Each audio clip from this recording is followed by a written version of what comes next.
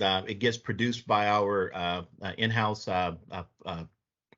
public relations team, and then added to the Extension YouTube channel. Wonderful. All right. I already started recording, Ambrose, so you can start. Okay. All right. Thank you. Thank you. All right. So I want to go ahead and so we can get started here, so we can make sure we have a sufficient time for our discussion.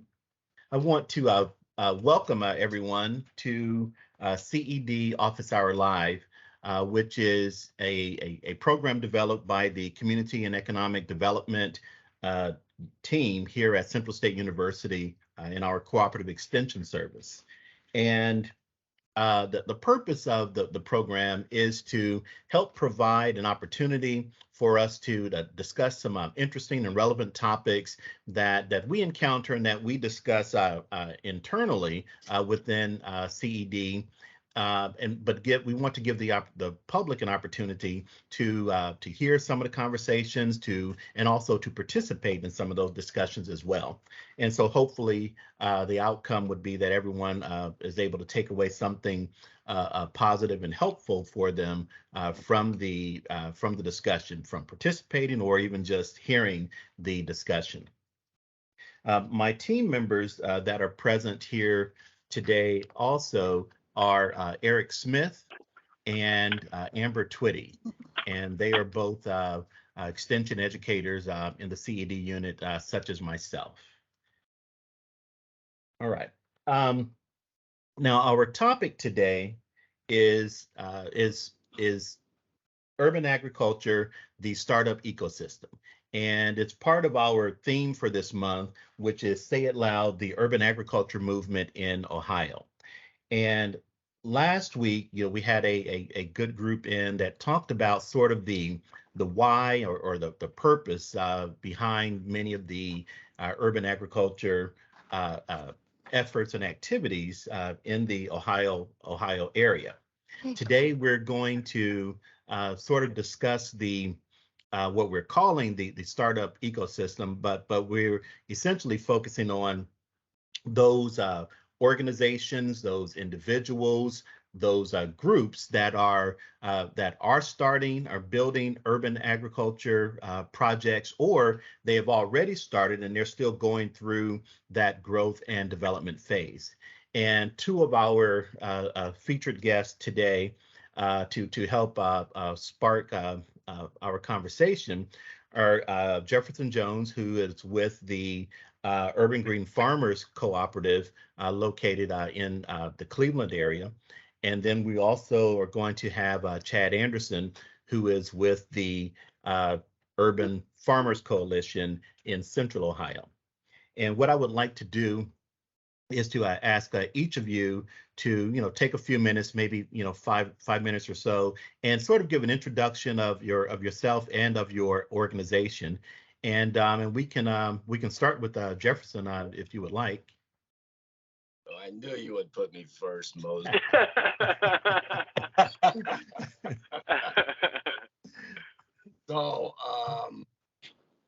So actually, even though Moses keeps saying my name, I'm a part of a team with my wife, Whitney Long Jones, who's actually I got another meeting, so she wasn't able to attend. But we do all these things together as a team. And she really is the one that holds it down. So as far as our background in general, we're just community servants. We're heavy into outdoor education, outdoor recreation, environmental, justice, all that kind of stuff.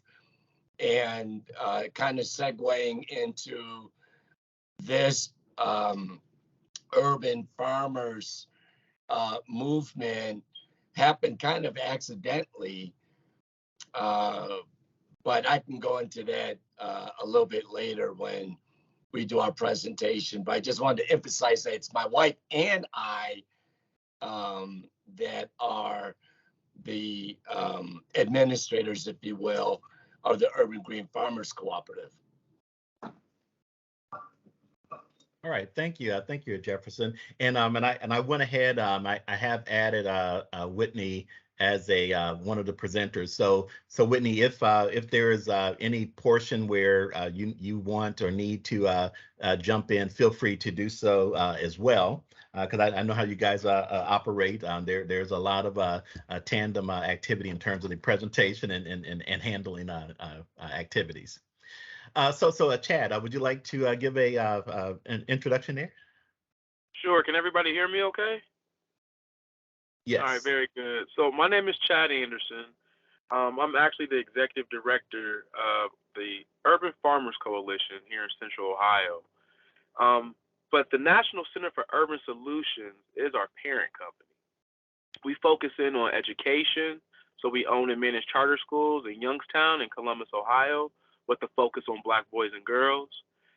We have a workforce development agency to where to date we've probably gotten over 30,000 families off of public assistance. And then we also have a wellness component where we focus on Black men's health. So last year we had what we call the African American Male Wellness Walk. That started in 2004. And we were able to reach, just here in Columbus, 30,000 people in attendance, and we were able to do 4,000 health screenings for African American men. And so it's important to us as it relates to the community to make sure that we provide resources and programs that have a focus on making sure that our members feel safe, they have access to education, they're able to get decent paying jobs, and then they feel safe in their community, and that they also have good health from inside and out. And so the Urban Farmers Coalition was started because we noticed that a lot of the people that we were serving, they live in food deserts. And unfortunately, living in food deserts gives you limited access to healthy foods, as we all know. And so we wanted to make sure that not only we highlighted and brought urban farming and urban gardens together as a whole, but we wanted to make sure that we're supporting the gardens and the community. And so we've created a three-pronged approach that covers print, digital, and community outreach to really make urban farming cool, to make it appealing to younger people within the community, but also give them the skill set to be able to get into the business of farming. And so we've been able to get our curriculum approved to where now we can certify people to go through our urban farming program and be able to scale into the industry. So we're at our beginning stages, but it's definitely, we've gotten great response. We've got some great community partners that's come on board to really support us. And I'll get into more detail as we have our discussion. All right. Thank you for that introduction there, Chad. So it sounds from the brief description that each of you have given that your organizations have sort of very different type structures in terms of the entities or people that are involved. So why don't you, each of you, it'll be the same question, sort of share with us how your organization came to be. I know, Chad, you just went through some of that with respect to the Urban Farmer Coalition. Jefferson, could you share some of that background concerning the Urban Green Farmers Co-op? Sure. So a couple of years ago, a gentleman, and I think he was on your last presentation, Reverend Henderson, who used to live here in Cleveland, invited a number of individuals to come to his home to talk about creating a urban farmers cooperative. And my wife and I, Whitney, we were invited. And even though at that time we weren't really engaged in gardening outside of the garden that we had in our house, we had a aquaponic system. In fact, we still have part of it in the back. I don't know if you can see that. In fact, my wife's going to kill me because she told me to blow out the the background. But we did stuff at home, but we didn't have an outdoor location. But we went anyway because we're always interested in supporting community organizations, anything that's going to empower and strengthen our communities. So we went to this event, and there's a bunch of people there who, a lot of them were gardeners and farmers, and they agreed that they wanted to come together under Reverend Henderson's vision and do this thing. And so Whit and I got involved merely to just help out with the infrastructure, with the administration type thing. We really weren't farmers, again, as I explained. And we started it. And then we went through the process, which was a not difficult one, but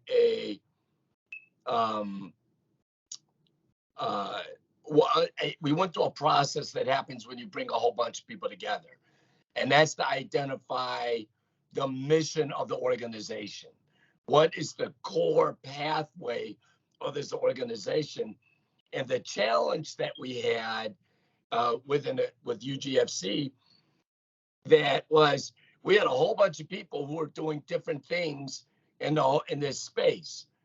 And so we eventually narrowed it down to two areas.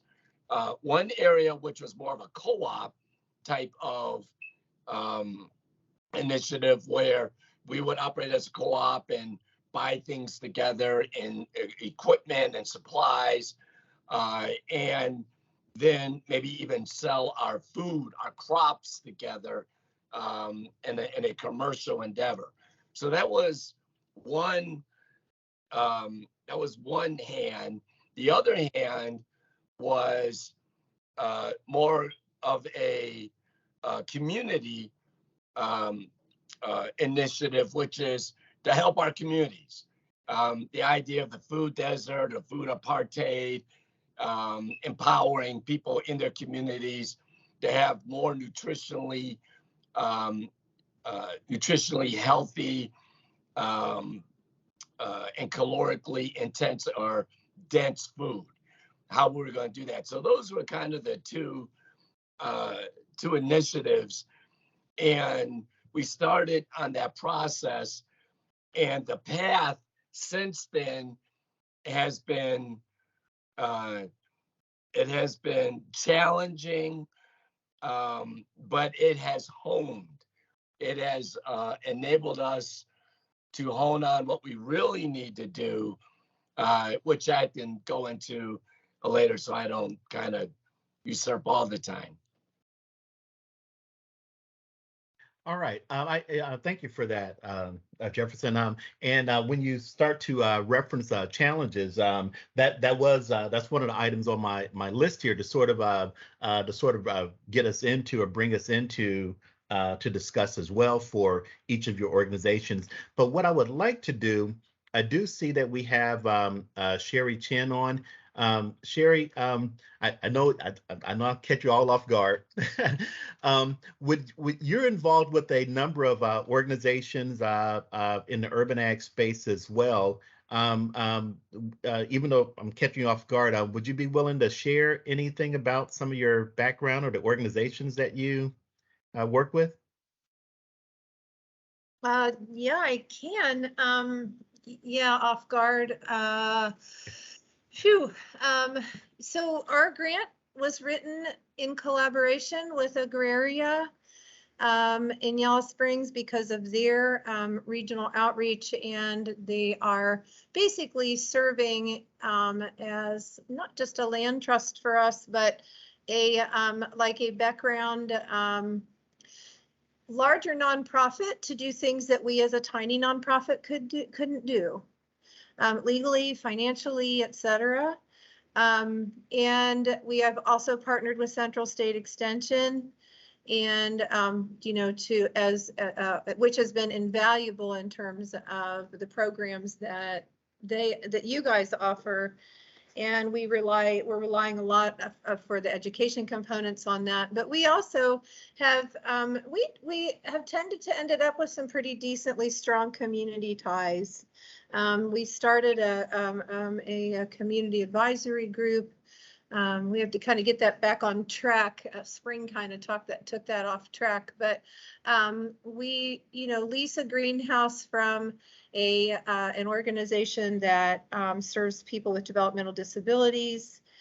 We also are working with some community groups that serve foster students and that serve students with developmental disabilities. And we are working with them. We end up also partnering with a rural farmer because we do urban neighborhood farm stands, but we can't grow everything that we need to supply to them. And so we have partnered with him, and so we get some produce from him at his seconds at a fairly reasonable cost. And we also then have access to a broader range of produce that we wouldn't normally have. So we're able to bring like some fruit into the city space as well. We've got some orchards started, but they're going to take a while to get going. That's what I can think of off the top of my head. I'm so sorry. I don't want to take up a lot of space either. Well, and I my apologies for catching you off guard there. But it just when I saw you on the screen here and looking at the wide range of sort of organizations or structures that you all represent. The one thing that when I was first introduced to you and to the things that your organization or organizations plural, the different relationships have been engaged in, it is a very sort of a grassroots type organization or operation in terms of the things that you get into, the different relationships, and that was one aspect of the different projects that you're involved with that's really hits home in terms of that sort of grassroots and see a need, respond to it type of approach. And so so feel free, as we go forward, to jump in and add perspective from your experiences as well. But if we can get back to the challenges aspect of developing an organization or getting active in this urban agriculture space, could we go back over to Chad? Could you share some of the? It sounds like you guys are really early in the process with this particular project. Are there what are some of the challenges? And also we'll add with that some of the successes, challenges and successes that that you have or are experiencing. Well, last year I built my first greenhouse and my first fish farm, and we did that through COVID. So it was an extreme challenge just getting equipment to our property. And this was my first time ever doing anything in this manner. And so understanding not only how to function and run a greenhouse, but then also having to educate ourselves on what type of tilapia we should get, how many we should get, how our even water system will even function.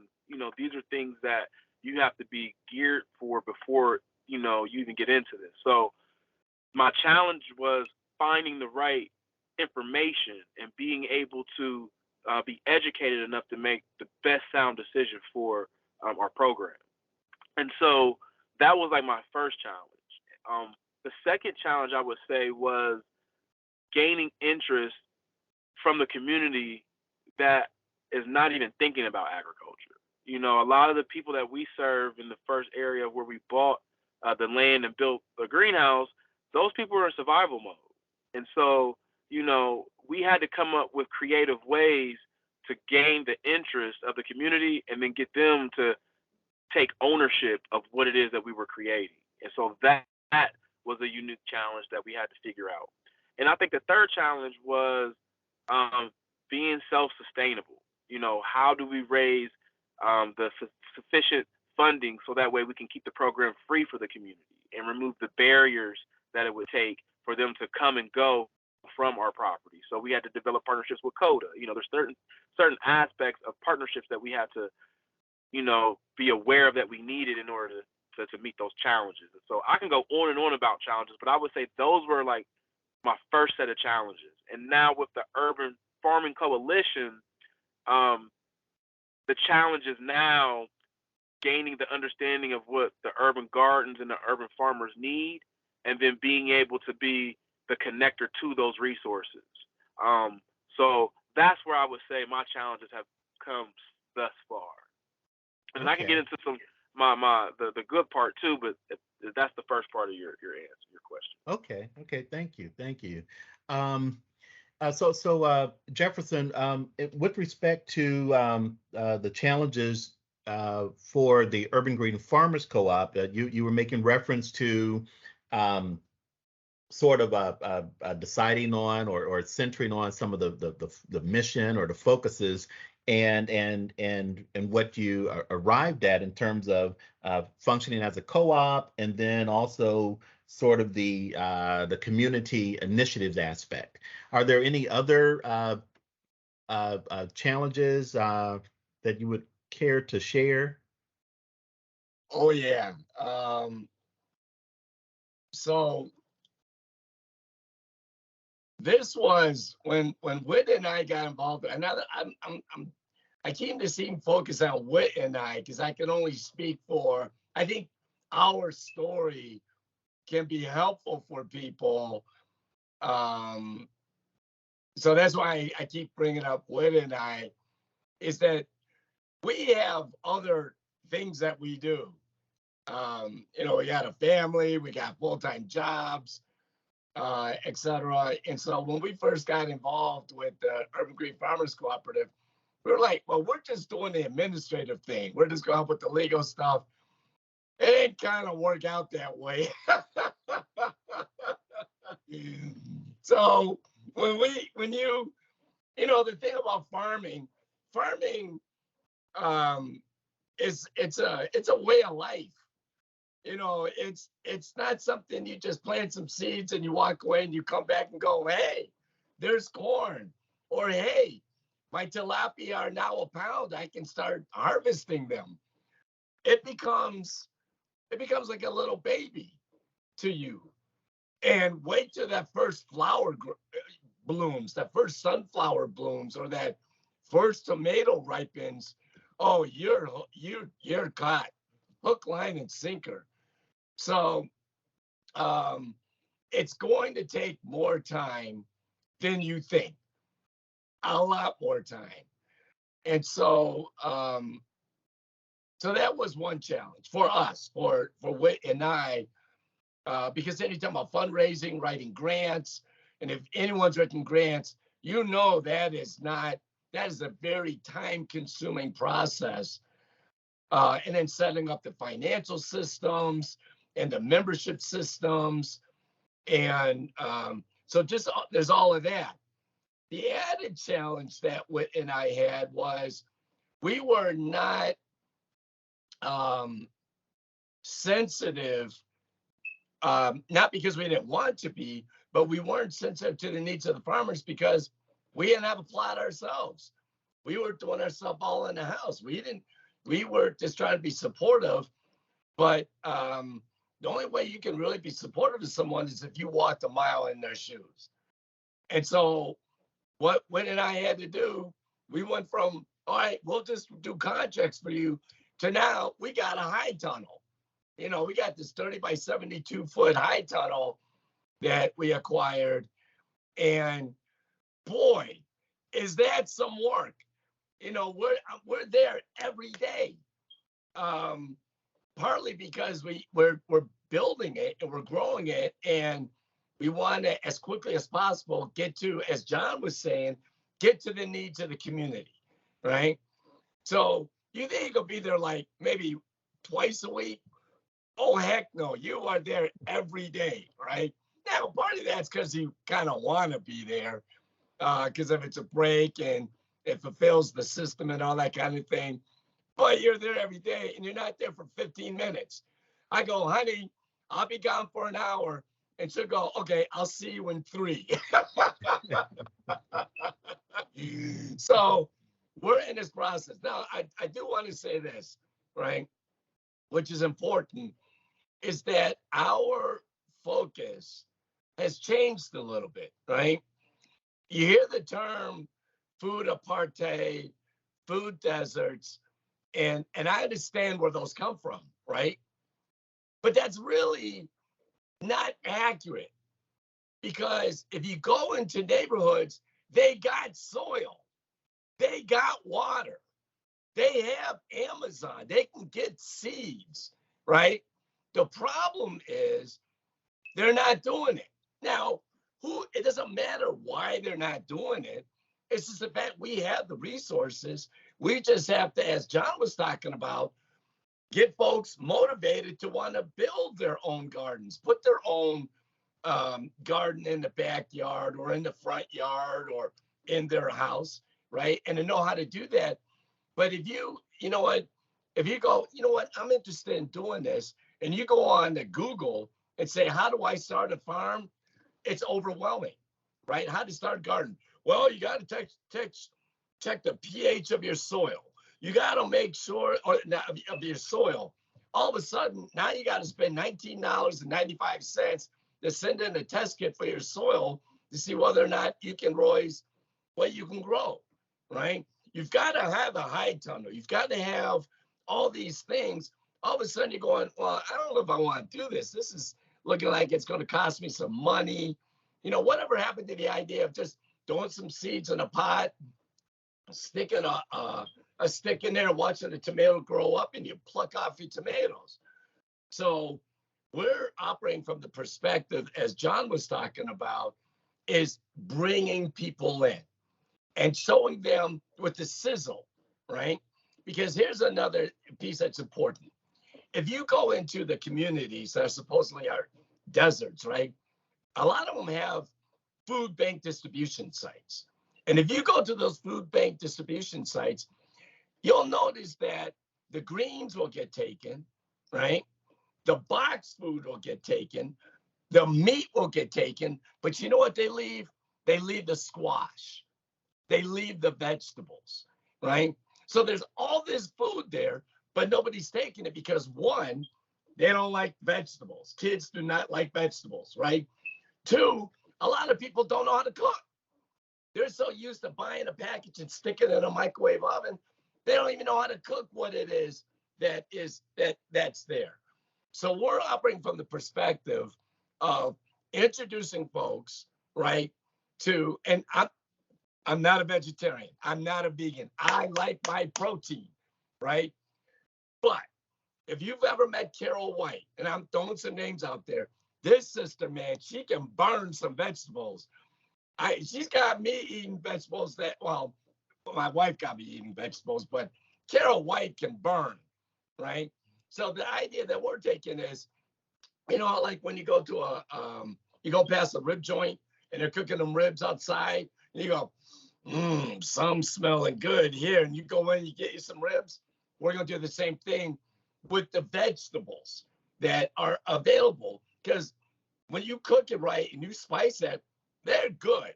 And the kids like them, right? So we can draw the folks in with these burnouts, right? They taste the food and they go, whoa, what's that?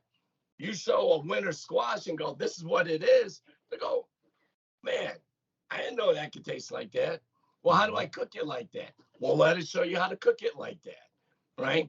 Now you got them involved because you appeal to something that they want now, which is their taste buds. So that's how we're moving forward with our approach in terms of the community side. We're still here providing those necessary equipment, supplies, help, etc., for the members. But on that community side, that's the approach that we're taking. And finally, I'll just end with this: how to do it without having to mortgage your house on it, right? How do you do this inexpensively? So we have built our high tunnel mostly from picking stuff up off of tree lawns, right? Repurposing furniture and turning it into raised beds instead of having to go buy new 2x12s to set them up. So that's just an example of Okay. Wow. how we're approaching it. Okay. Okay. Thank you. Thank you for sharing that.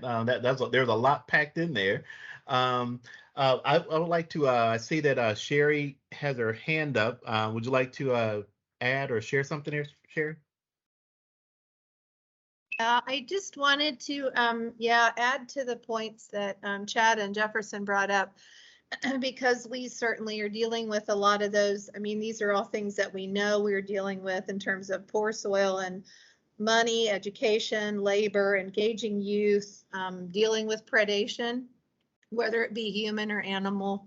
Those are all the kind of common things that we deal with when we're doing urban stuff. But I also feel like we're dealing with some of the larger systemic issues in terms of, I know that when we get, when we talk about, having a local food system, and I look at how do we, what kind of pipelines do we have in place, not only for us to get food into the city, because we can't provide all of it, but also how do we sell our food. And what we have to look at that's really difficult sometimes is that within these pipelines and accessing food, if we are, the living wage issue comes up.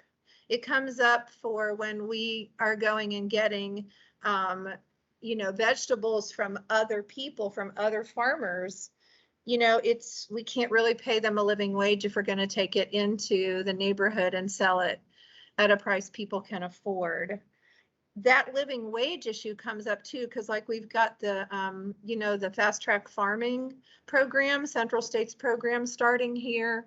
And, we cannot say to these people right now that in the current industrial agricultural system that you're going to be able to make a living wage unless you live close to a pretty big metropolitan area. And we live we're in Springfield, we live between Columbus and Dayton. But then there's that whole issue of you got to haul it to those, places to do your sales, take a chance on how much you're going to make, et cetera. Because you won't make that big dollar in the smaller cities. You just won't. Right. And so that's something that I feel like we're facing. The other thing that I know that we face is that I almost perceive it as dual channels. You can either be growing food and selling it to make money, which is what we want our beginning farmers to do. But we want to take the food that we're accessing and take it into the neighborhood. So right there, we're just signing up to not make money. We're signing up to at best break even. And that's what we strive for in our farm stands. And so that means we have to find these other avenues to, to create income. I mean, we do a plant sale. We do raise a lot of seedlings in the greenhouse that we lease. But we are still very heavily dependent upon donations from private individuals. The other thing that I did want to say too, that I'm beginning to hear people talk about and I see going on, but I don't hear people actually naming it, is that our local food systems have to be adaptive. We have to give multiple points of entry. So like when we started out, we went, okay, not everybody wants to garden, not everybody can. So you can enter our system by either coming and cooking in cooking classes with us and preserving food and learning how to cook this. You can come buy the food in the farm stands, or you can come garden with us. We do more of a community garden approach. But even within the context of gardening, I see us needing to do multiple points of entry. So we can help people start backyard gardens. They can do allotment gardening if it's available in their community where they, rent their own little space or have it for free. We do a kind of work shares approach where you come work with us and you can take things home. You work in the greenhouse, you can take home the greens that we grow there, and you can take home seedlings. You come work in the garden, you can take home produce. And then we recently, knowing that not everybody, because people are renting, not everybody can tear up their backyard or put in a raised bed because their landlord might not be okay with that. They may have to move once or twice in this next year. We started something called Porch Garden Project that has been very successful, and that's growing in grow bags. We have a really good soil source. We are at a place where these things are actually producing vegetables in about 3 gallons worth of deep, really good soil. Of course, we have to have funding for that every year that we have to seek out, but we give away like over 500 grow bags every year to neighborhood residents for free. So, and that has proven to be something that is a little more mobile, a little easier, a little smaller, and has been a nice little entry into gardening. So Okay. just wanted to share some of those larger systemic things. Okay, well, thank you for that, Sherry, and that's very insightful. One thing that I'm noting from that, when you're talking about, you made some reference to the sustainability, the need for sustainability as well, in terms of where the funds are going to come from to take care of or address some of those issues that are not produce. You're not growing the food, you're not selling the food, but you're trying to address a certain needs. And so I'm going to go over to Amber because she has her hand up, but but after that, I want to come back to Chad and on that issue of sustainability, because you had mentioned for the project to be self-sustaining, and the Urban Ag project to be self-sustaining was an important component. So I would ask maybe if you could comment on that, especially after hearing some of the comments from Jefferson and Sherry in terms of their operations. And so sort of what are some of your thoughts there in terms of the sustainability aspect? But Amber? Hey everyone, I just had a quick comment. I was getting ready to ask Sherry to talk about the Porch Garden project. And also with that project, she was very, very good and diligent to make sure they had outreach efforts and inclusionary and engaging. They have a large Hispanic Latino population, and there's a language barrier there. So they made sure things were put in place. So I just want to say kudos to you, Sherry. You beat me to the punch when you talked about the project because I was going to ask that. And then Jefferson, when you were speaking, there's a farmer down here. When you were talking about using recycled items, he goes and finds old hoop houses that people don't want to use anymore. And then he has a community family work volunteer day, whatever you want to call it. And he hauls it back down here in Cincinnati, Ohio area. And then they have a day where they basically refurbish that hoop house. And that's how he's kept some of his overhead costs down. And he's in a situation where he doesn't own the land, he's leasing. So that has greatly reduced some of his expenses. And sometimes he's even gotten them for free because people are just trying to get rid of them. They just say you have to come and pick it up. So just want to say that reusing existing items really is part of regenerative farming too, right? So that is another very good strategy to use. Just wanted to point that out as well. Okay. Thank you, Amber. We're going back to Chad. Yeah, in terms of some comments on the sustainability aspect, especially in light of some of the different issues, challenges, or experiences that were shared by these other groups. Well, one thing that I did to really kind of help our program really be appealing to our community is we partner with the Mid Ohio Food Bank. And so twice a month, we give a total of a little over 25,000 pounds of food away to the community. But it's more than just the food. The food is what, if you will, attracts the people to come. But when they come to our Urban Farmers Festival, we have local chefs there that are actually making sweet potato skins. They're using the squash. They're actually passing out samples of food that the families normally wouldn't even eat based off of what Jefferson was saying. And what that does is it does exactly what you said, Jefferson. It gets them excited. They get to try a new. I've never even thought about sweet potato skins until the chef was out there making them, because these are the things that are being given away. And so what we did was we created a show called Food Therapy, where I partnered with local restaurants, and we go in with a family and we make meals, healthy meals, using the food that we give away. And so what we do is, now that we have this show called Food Therapy, which I'll be more than happy to send to you all, is we now create QR codes and we drop them in the bags when we're giving the food out.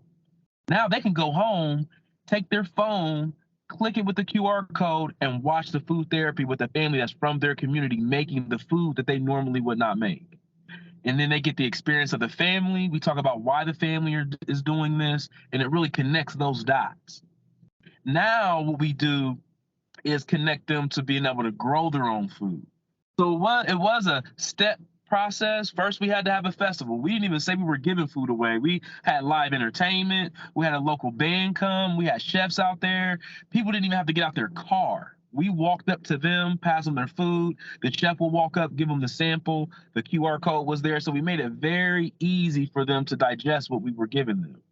And from there, we were getting 1,500 people that show up twice a month to our location for this festival. And so that was one thing that we did to draw people. Now, the sustainability part is a two-pronged approach. You have one sustainability piece that is helping families that live in food deserts still have access to healthy foods.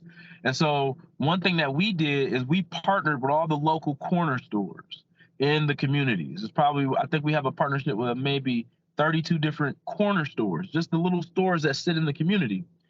And we actually created a process to where the food that we harvest can now go to these corner stores and be sold directly to the people in the community. And so we are actually filling that gap by having fresh produce at these local corner stores. And so think about all the Somali grocery stores. Think about all the local corner stores that sit inside of, next to Dollar Generals or next to McDonald's. We are now using those as distribution outlets to be able to make sure that our food doesn't go to waste. And remember, we have those QR codes, so people can now take that video, take this food home, and make it. So that's one piece. The other sustainability piece is for the urban gardens. A lot of them lack labor, they lack manpower to keep them going. And so we've partnered with volunteer agencies, and then we also have a workforce development program to where we hire 300 high school students every summer and provide them summer jobs by working at various locations. We did that starting with just various industries, but now that we have our Urban Farmers Coalition, we can now take those students to these gardens and pay them to learn how to do agriculture. So, for example, Dr. Julia Walker, she works with probably about 30 of our high school students. We pay them $12 an hour, and we go out there and work with them. Now, the great thing about this is that these students that we're working with, I went and interviewed them last week because we're creating a small documentary to tell our story. And I asked the kids, I'm like, so what were you doing before? They were like, we were just at home sitting on the couch and we didn't have nothing to do. We can only sleep so long. So, we decided to just come out here. The next week, I go back out and interview them again. Oh, well, we want to do a farmer's market. I want to grow these type of vegetables. I want to do tilapia, change their whole trajectory and their whole mindset. So now I'm able to say, you know what? This 4 rows of kale and these 4 rows of lettuce equal a pair of retro Jordans. Now we're speaking their language. Now they're like, oh, you mean I can buy my lifestyle through this? Yes. So connecting those dots, making it look cool, being able to make that vulnerable situation where you don't know easy to access the information has really turned out to be a success for us. Okay, thank you. Wow. I guess we only got like 15 minutes left here, so I sort of want to shift a little bit because I know we won't have time to talk about everything. What are some of the and I'll get right to you, Amber. What are some of the needs that you have, or in terms of what we can do, let's say in terms of the cooperative extension service? I think that each of you have had enough introduction to have a good idea of what what we provide from Cooperative Extension in terms of education. What are some things that you might could see of a benefit to the urban ag space that you're participating in that could be provided from, let's say, Cooperative Extension? Maybe it's something that we don't even offer yet, or some other stakeholders in the community. What are some things that you would like to see made available? Well. Before you guys answer, and we'll start with Jefferson on that, and then we'll go through Sherry and then Chad. Amber, you wanted to say something? Are you on mute, Amber? You would think by now I would stop doing that as much as we do these virtual. But John, your model using that summer youth employment programming is perfect. Ambrose, that was something that I was trying to suggest with the Trotwood group that wanted to hire some kids during the summer. This is how you use those funds, right? That's my other love is youth employment. So, I'm over here like, yes. And and like you said, it creates a new talent pool, right? And USDA says you have to be 3 years of experience. So if you're capturing a youth in the summer and you got them for 2 or 3 summers, let's face it, everybody's not going to go to college, right? Some are going to go straight into some type of vocational or something else, or they might do something else, then go to college. So this is opportunity to provide all of that information. One, personally, they're improving their individual healthy practices, right? Two, which influences their family. Two, they're learning about entrepreneurship. They're seeing that they have other talents and things that they didn't know about, and they're learning about a new industry.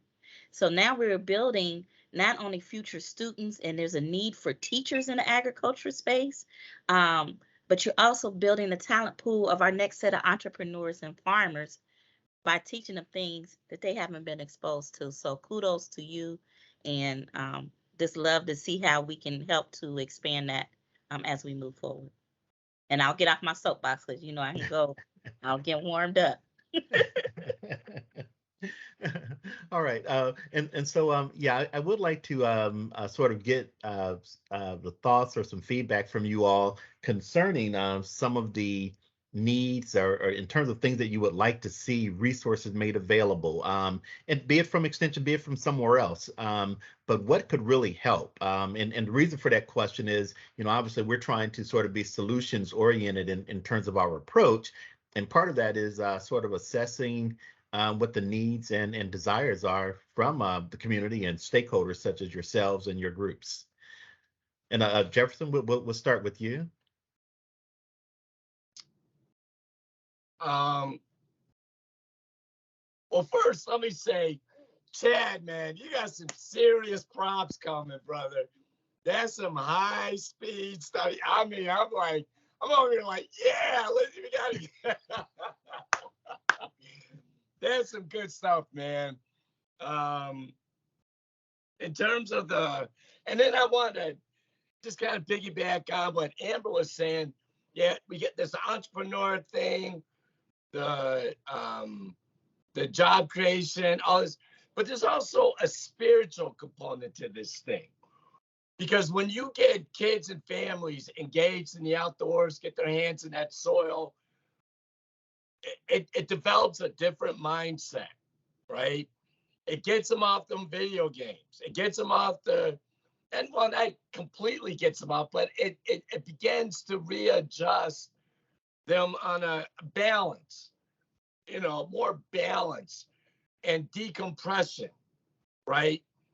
And all that tension that they're in angst. There's something about getting your hands in the soil and plucking a fruit or a vegetable, and the patience, and from what you put in to when you get it out, it does something to us and to our people.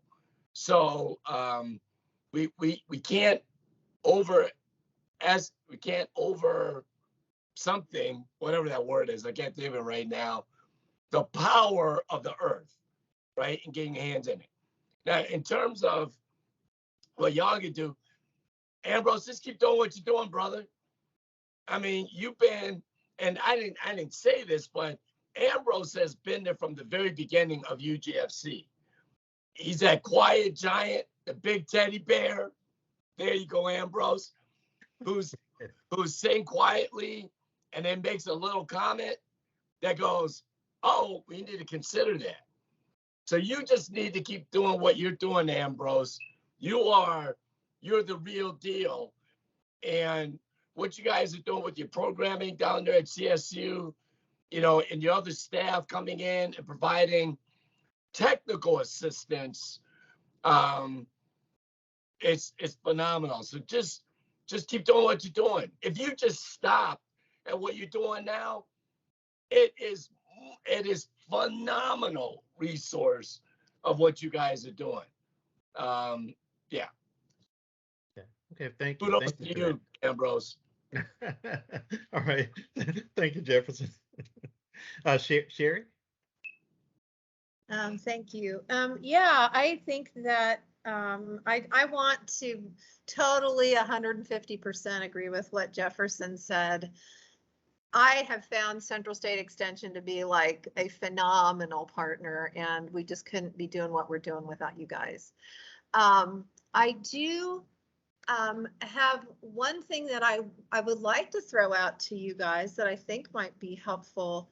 The fast track farming, we're engaged in that right now, and Mark's doing a great job. We got a late start, but I'm learning a lot, and the folks that are engaged are learning a lot. And I love how it covers the entire continuum of growing and business and et cetera. And I feel like we're all doing a pretty good job of delving into the growing and teaching people to grow vegetables and, to kind of do the marketing piece of that. I would really like to see a parallel but similar lane that's focused on value-added production, because that's a space where people can create. It's a space where people can have a little bit more of a chance to venture into something a little more different than vegetables. And it also is a space where they might have a little bit more opportunity to make some money. But it is equally hard in that lane to figure out how to get in, do it, establish a customer base. What do you charge? What regulations do you have to fit into? And I just would love to see Central State help us develop a lane that's focused on that. That would be awesome. And Just sounds like you got some marching orders. Yeah, I see that. Yeah, I'll leave it at that. Okay. That's very interesting. Thank you for sharing that, Sherry. And I'm sure that we'll have some discussions, further discussions on it. So Chad, in terms of things that you would like to see, or your group or organization would like to see, or needs or anything to be addressed? Well, one thing I would also echo is that I would not be where I'm at right now as it relates to urban farming and gardening if it wasn't for Central State. You all have helped me with both my curriculums. You all have come to my site to help teach some of the classes through Mark Amante. You've been there. Sometimes me and Mark are talking at night when he's not even on the clock. So I would not be here unless it was for Central State. So I want that to be very, very clear. So outside of that, my goal is to really create and connect a complete ecosystem from the seedlings all the way to the grocery store and then to the table. And so right now we're in we're in talks right now of creating a small grocery store on the Near East side of Columbus. And so it's going to be important for us to work with experts that are in the grocery store industry to understand how products should be placed, to understand shelf life, to understand packaging and those things. So relationships with like Kroger or Giant Eagle or Publix, those are going to help give us the other expertise for the other part of our process. So think about this. Once the food has been grown and harvested, we need to have a place to sell it. So that's why a grocery store is important. But then we also need transportation. So I've already went out and bought two semi trucks. So that way we'll even have our own logistics system in place. So we need logistics experts. So I think we need more information for our ecosystem to function at a high level. And without, I mean, information is power. That's just as good as money. Ohio State, I had a conversation with them yesterday. They're willing to pay for the grocery store, but we still need the information. So I think that if we're able to continue to work with you all, share our ecosystem and our process, and then find the experts that are in those lanes to be able to educate us in the community, that's going to be super important for our success. So information is going to be what we need. So we have looked at the freight, and we have started conversations with the Ohio Department of Transportation. That was an area that we noticed with an extension on our team. Like, hey, everybody that says get where to take your grocery, what your produce, but they're not talking about how to get there, the logistics, the cost, and how to factor all that in and what resources. So let you know, as we get more information on that, we are already working on that freight piece. And Ambrose, I'll be remiss if we did not acknowledge our Team CED member for life, our lifetime member, Ashley Shear. She had her hand raised up, so I didn't know if she wanted to say anything. That's the other half. Hi, everybody. Ashley? Hey. So I didn't want to take up any space. I was really enjoying hearing from everybody. You guys are doing, I mean, truly, this is the issue, right? It's the issue facing the entire globe right now. And what you guys are doing is so valuable. And I really just am so encouraged by everything that you're doing. I was going to piggyback on what Sherry said, but it says John, but I don't think is it Chad? Okay. John is my boss, yeah. And so my boss, he's right. actually blind, so I have to kind of manage both his email and everything. So I just jumped on here so I wasn't late. But it is Chad Anderson. Okay. But what Chad was saying is basically what I was going to say. I've worked in a couple different capacities. I worked with CED. I've been a farm laborer. I've worked with Sherry in the past. So, but one of the things that I've heard not only from Black farmers and urban farmers and smaller operations in Ohio, but also across the country, is this need for logistics and this need for cooperative logistic centers, regional logistic centers for minority farmers, for women farmers, for local farmers. But those resources right now, I just coordinated a program last year, which was a nationwide nutrition security program.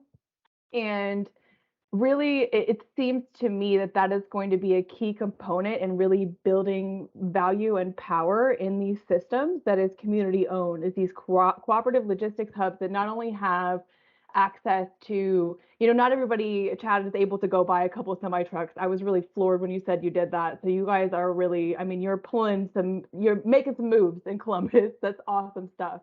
But not everybody has access to that, right? So how can we pool our resources and obtain things like, reefer trucks and loading docks and light processing, like Sherry was saying, and get that all, conglomerated into a hub where farmers can, be part of a co-op and have access to those resources at a reduced cost in a way that is community owned, in a way that is really centralizing power. Because the other thing I was going to say is that we were working with these produce distributors to get produce to people across the country. And these are really kind of, monopolized. Like there's only a few of these types of hubs across the country, right? Where, and there's only a few major companies that are controlling the logistical flow of these goods, right? So I really think that is, you guys are awesome over there at CED to be working with ODT, ODOT, to get these resources in order. But yeah, I just so enjoyed listening to everybody today, and everybody's just doing amazing work and on the right track. So very, very cool to hear, and keep it up, guys. You're awesome. All right. Thank you, Ashley. Thank you very much for sharing with us. Well, we are at 3:00, and we do like to stay really tight on our schedule. I know that we have some additional comments and content that we could all get into in terms of these discussions, but we will have another day. So I do want to thank our guests for participating today, sharing the background and information concerning their organizations. I want to thank Sherry for being an impromptu featured guest, and all of you for your comments that you've shared. Next week on the 21st, our topic will be related still to the urban agriculture movement. Why is land so important? And we will have Dr. Brittany Jones as our featured guest for the discussion. And she will be talking about her work, empowerment through consumption, land ownership, land banks, and Black food geographies. And her background, she has some connection and experience with Central State University Extension as well. She started back in 2017 with me as one of the first extension agents for the university. So we do look forward to that discussion next week, and we invite all of you back at that time as well. So before we close out, my team members, Eric and Amber, are there any final comments you all would like to share? You all just have me on fire. So I know that our team will end up coming up with a whole new set of programming just based on the input that you all provided today. We truly appreciate you taking the time out of your busy schedules to share with us so that we can share the information and help you get the word out on the awesome things that you all are doing. Keep doing it. Because of these conversations, I moderate the month of August. So we will be continuing some of these conversations the first half of August. And Jefferson, one of the sessions will be, I think, on the 11th, and I'll make sure you all get a direct email about it, is from a community development corp that is opening up in real time a local grocery store. So we will talk about some of that product placement, and they are targeting to partner with urban farmers and small farm operations to supply those fresh foods that was in a food desert here in Cincinnati. So I will make sure you all get that information so that you all can participate in that. We like to make CED connections. So that'll be one of the connections that I know that we can make in real time based on the needs that you expressed today. And, so thank you. And just before Eric gives his comments, another aspect I believe that Amber is going to be focusing on is also veterans and agriculture as well, because Reverend Henderson, he was to be our guest last week, but he got caught up on some other matters and we couldn't get input from him. But he'll be speaking as well. And I think Jefferson, the veterans in agriculture is an interest that you have as well. Some of that, I believe. And we focus on some of the youth programming too. So that'll be the first week on August 4th. Okay, yeah. So that's when that would happen. I was just making that connection there. So thank you. All right, Eric. Look, all the good stuff's been said. I don't have much to add. I did get an email last week after our discussion last week, and the email said, basically, this is so important to come together sometimes, right? We learn from each other. We also get energy, and there's this is a heavy lift, and we need that energy from each other to keep the ball rolling. And so I just want you to know, thanks for coming, thanks for being part of this. And my energy leaving this is high, thinking that, boy, we really can make a big shift here with the people that are at the table. So thanks so much. Just appreciate it. All right. Thank you, Eric. Thank you. And that will bring us to the end, conclusion of our CED Office Hour Live this week. And thank you all for coming and sharing with us. Thank you. Thank you so much for having us. This was wonderful. So thank you.